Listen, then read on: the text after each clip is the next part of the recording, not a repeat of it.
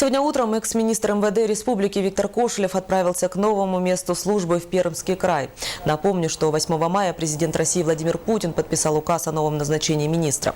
С этого дня исполняющим обязанности министра внутренних дел Якутии назначен Константин Неустроев. Виктор Кошелев проработал на посту главы якутской полиции 3 года. Накануне отъезда он встретился с журналистами и поблагодарил жителей республики и личный состав МВД Якутии за плодотворную работу.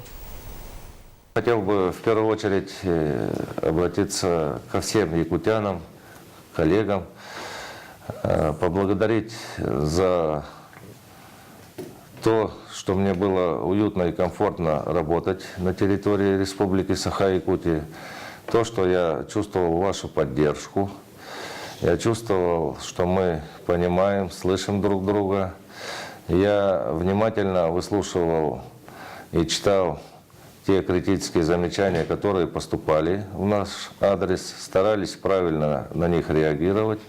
Я хотел бы пожелать всем якутянам, чтобы в Якутии жилось лучше, чтобы оперативная обстановка была спокойней, и чтобы преступлений на территории Республики Саха-Якутия не было вообще.